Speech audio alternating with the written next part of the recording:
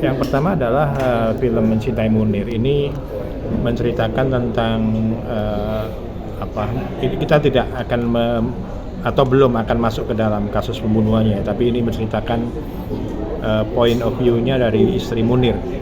Kita tahu Munir adalah seorang aktivis besar yang dibunuh di udara tahun 2004, dan pada 2022, 20 tahun setelah kematiannya, lebih ya, itu istrinya menerbitkan satu buku yang menceritakan pengalaman hidupnya dengan Munir dari ketika awal mereka bertemu sampai kemudian Mas Munir wafat. Ini judulnya Mencintai Munir. Buku itu ditulis dengan sangat detail, dan saya kira itu bahan untuk menyusun story yang sangat kuat menurut saya, dan kebetulan menurut kami momentumnya sangat pas gitu ya. Kita dihadapkan pada hal-hal yang boleh disebut kita kembali ke masa-masa ketika Munir waktu itu berjuang.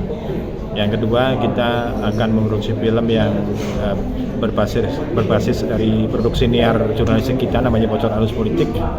Tapi genrenya tentu saja bukan dokumenter ya. Kita membuat film yang berbasis IP itu. Nanti detailnya akan kita segera umumkan. Yang berikutnya adalah petualangan Kobi Sasa. Ini kita hasilkan dari IP yang juga milik Tempo, namanya Kok Bisa. Itu produk di edukasi di YouTube, teman-teman bisa melihat di sana.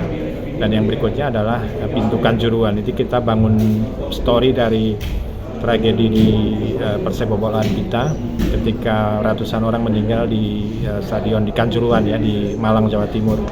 Ini juga sekali lagi bukan produk dokumenter, tapi kita membangun story dari peristiwa yang nyata. Ini 4 film yang kita rencanakan akan diproduksi oleh Pal Pictures. Mudah-mudahan bersama partner-partner yang segera kami akan umumkan juga, ini bisa memberikan warna baru dan tentu saja bisa diterima oleh penonton kita baik di bioskop maupun di OTT.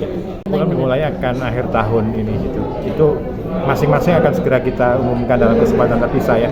Siapa pemerannya, sutradaranya siapa, kita bekerja sama dengan siapa, itu akan segera kita umumkan. Tapi ancar-ancarnya kita memproduksi satu film itu di akhir tahun ini untuk tayang sekitar mungkin pertengahan sampai akhir tahun depan.